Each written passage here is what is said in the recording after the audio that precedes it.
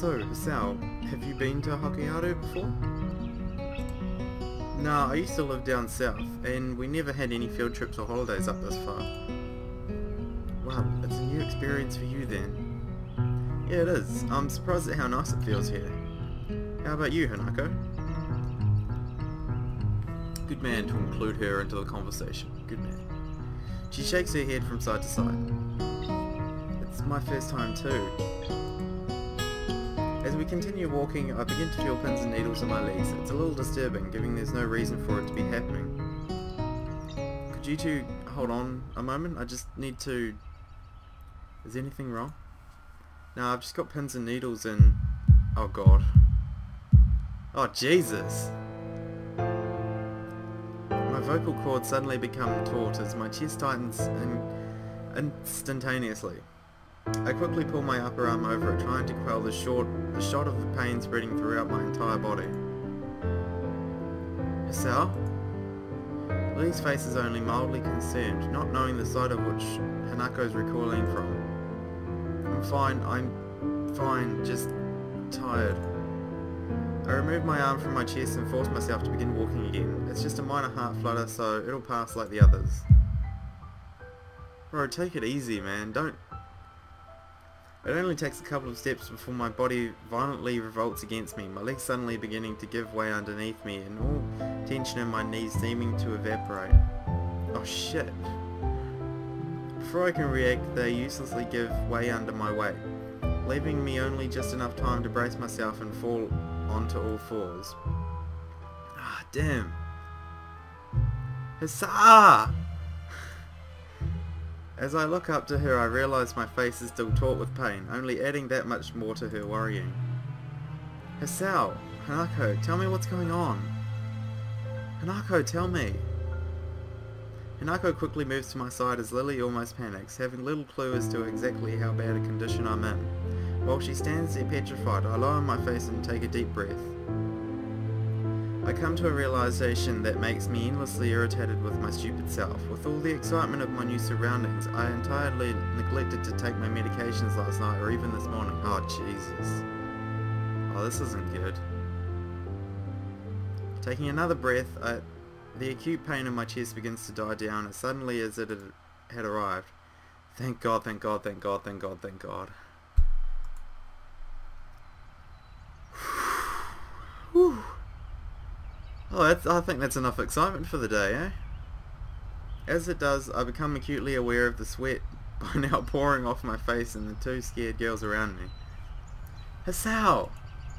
I'm fine, Lilly, I'm fine. I screw up my brow in an effort to lever myself up, Hanako's arm quickly moving to catch me if I fall as I stumble a bit before regaining my balance. I look to Lilly and Hanako, worry written on both their faces. I feel awful, utterly awful. I think we should go back. Realizing the futility of protesting, I look away in frustration. Fine. You fucked up the whole vacation, Hisao. You fucked it up. Because of you, they couldn't go shopping. Look what you've done. No, I didn't even get to say Katawa Shoujo just then. I open my eyes groggily, completely bereft of energy. For a while, I simply lie down lifelessly, staring at the ceiling as I review the events of the morning in an attempt to organise my thoughts. We went to walk to town, my heart nearly gave way, we came back, I took my pills, I slept. I can only remember each period of time as a snapshot, but the timeline is clear enough. The memory of the girls' faces as I struggled to stand at an unpleasant one, stinging my feelings harshly. If I look at the ceiling hard enough, I can imagine the tile edges and small dimples of the ceiling in the hospital. The fact alone is enough to make me sit up and try to pull myself together. I scratch the back of my dishevelled hair, glancing around the room. Lilly and Hanako are nowhere to be seen and the television's turned off. The clock above it says it's pretty late in the afternoon. The noticeably reddened sky outside the windows confirms it further. I turn and pick myself off the futon, swaying slightly as I put my arms out for balance. Didn't even finish reading. I suppose I'd better go look for the girls to see if they're alright. Oh, they're fine, you're not. You got them all worried and shit. Lilly didn't even know what the hell was going on because Hanako wouldn't tell her. You were too having a heart attack and shit to tell her. She must be so panicked. As I look out the window, I faintly see something in the distance. Straining my eyes, I can just make out the shape of a person's figure. Oh, they did go shopping in the end. Her long blonde hair swinging in the faint breeze makes her almost seem to melt into the bright yellow of the wheat field. Without a second thought, I leave the room to follow that lone apparition. The brightness of the setting sun assaults my freshly woken eyes, forcing me to avert them until they adjust. The long yellow strands of wheat brush against my legs as I wade through them, the densely grown field making it hard to advance. Regardless, my eyes stay fixed ahead, true to that solitary figure. Within minutes I reach her, meters behind her turned back. Lilly? She's simply not... Oh god. Where's Hanako? She's in bed. She went to sleep after I calmed her down. She says it matter-of-factly, and with as few words as possible, as if saying any more was strictly forbidden. There's something different about her. Her normally confident figure seems oddly fragile, her body offering no resistance to the breeze blowing her skirt. The strands of wheat sway from side to side while a deafening pause passes, the only sound being their rustling. As we stand in the field alone, I know what I have to ask. What's wrong, Lilly? You're not acting like you usually do. Remember when I talked with my family, Hisao? Your family. I looked downwards and thought, sifting through my scattered memories. The event seems to leap ready to hand when I search for it, rising to the surface as soon as it was recalled.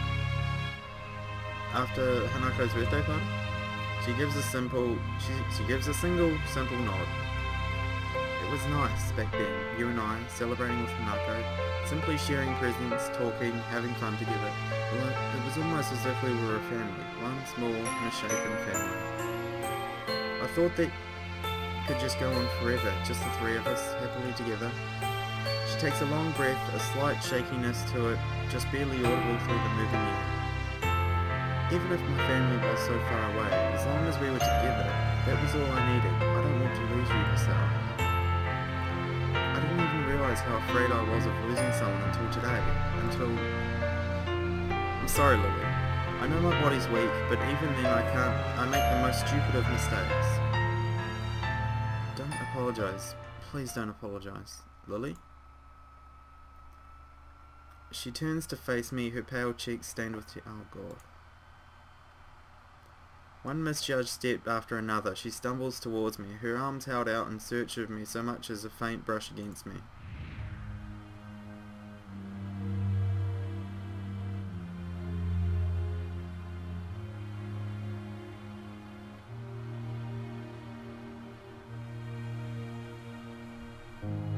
My heart doesn't race nor pound as I step towards Lilly, gently taking and steadying her in my arms as she quickly clutches to me, sobbing.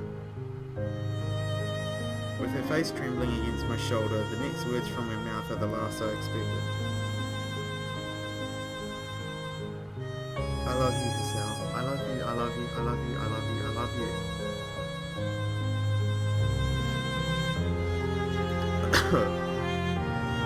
Who brought these fucking onions in here? Don't go away. I beg of you, never go away. I love you, so please. So, that's why she's been acting like this. That tender voice when I called her, her thoughtless concern at the slightest pain I might feel. After having been left in Japan without her family, and with only Akira, Hanako and I around, she was afraid of losing yet another person who was close to her. She was genuinely worried for me. It's a strange feeling, a mix of surprise and sorrow, yet also the deepest gratitude I think I've ever felt. The only reaction I can muster among my conflicting emotions is a calm sigh. You idiot. Sal? For a fleeting moment I feel her body become still. The only movement to be felt is the calm afternoon breeze. I said it before, didn't I? It's only natural to feel concerned about those around you. I'm still here and I'll always be here because I want to see you more each day, to share in your happiness, to support you in your sadness.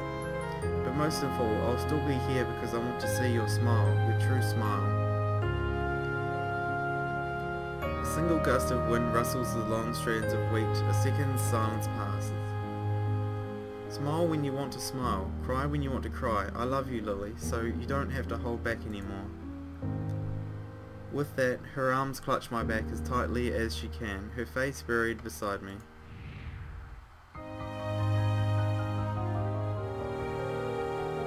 Wow, that is a beautiful scene. Her tears fall down my back and she cries unrestrainedly as the last of her resistance melts away. Hisao, Hisao, Hisao! I close my eyes and bring my head down to her shoulder, holding her shaking frame tightly. It's okay, Lilly, I'll never go away. I promise. We slowly walk back to the house, holding each other tightly as we take a seat inside. Lilly leans her head onto my shoulder as I put my arm around her waist. Neither of us has any want to break the silence. With her eyes shut, it's hard to work out whether she's fallen asleep. Not that I mind, the warmth of her body leaning against me, the softness of her hand delicately held in mine. For a long, long time we sit leaning against one another, sharing our warmth and feelings as night eventually begins to settle in. Lilly's gentle, soft voice ends the silence. Thank you, Hisao. Thank you? For returning my feelings.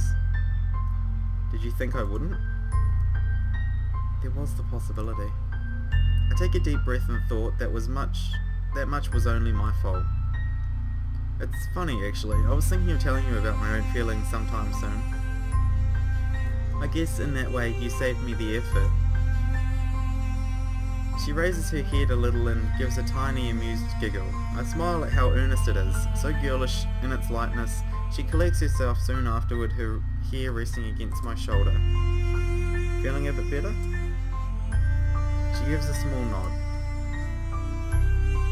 You are thoughtful, Hisao. That's why I like you.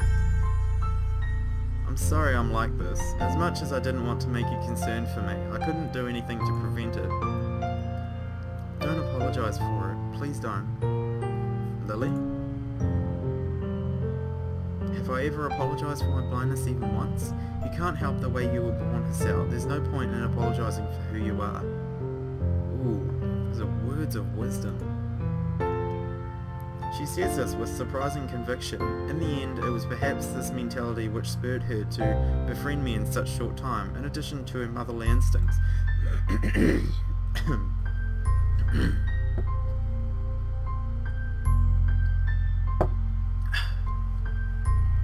She did seem to become trusting very quickly, but I'd never questioned why. Now it seems obvious that she did so to help me as I went through one of the lowest points of my life. I moved to respond, but cut myself off as I feel her fingers run gently through my hair. I feel their soft and delicate touch moving downwards to trace the contours of my face, her palm finally sitting on my cheek. You are a beautiful person, Hisao. Please, don't ever apologize for that. For a moment, I'm utterly speechless. I slowly bend my head down, placing a tender kiss on her light, voluminous hair. We're a couple of right old fools, aren't we? We are. After a long calm, she speaks again. Hisao? Yeah? I wouldn't mind if you... I feel her hand tensing under mine, trembling slightly. My mouth opens, but try as I might, I can't formulate a response to her proposition. Lilly. Before I can say another word, she slips her hand from under mine and tenderly holds the side of my face once more. Please. I give a peaceful smile, holding her hand against my cheek as I nod a single time. Okay. As I look into her eyes, she leans towards me. Her delicate lips touch mine as she guides herself with her hand. She breaks off not a second later, faintly smiling. I love you, Hisao. We kiss again, this time with both of us meeting the other. With the previous kiss was one of love, this one this is one of lust. Our tongues meeting and our breathing heavy. Whoa! Our precious seconds we part, both our faces well and truly flushed. Both of us bring our fingers to our lips in unison, recalling that feeling, that fleeting feeling rapidly becoming buried both by our urges and bashfulness. Lily is the first to shift uncomfortably though. What is it? Should we get more comfortable? Oh, okay. I believe we're at that point. Okay, alright. I'm gonna end this part here, and then, yeah, we'll... Yep, I'm pretty sure we're at that part. Obviously, I haven't done this, path before, so I really don't know, but... Considering what they're saying, I would say we're pretty close to the part. So, yeah, as far as you're concerned, the next part is a day away, but hey, I'm gonna do it right now. So, anyway guys, see you next part.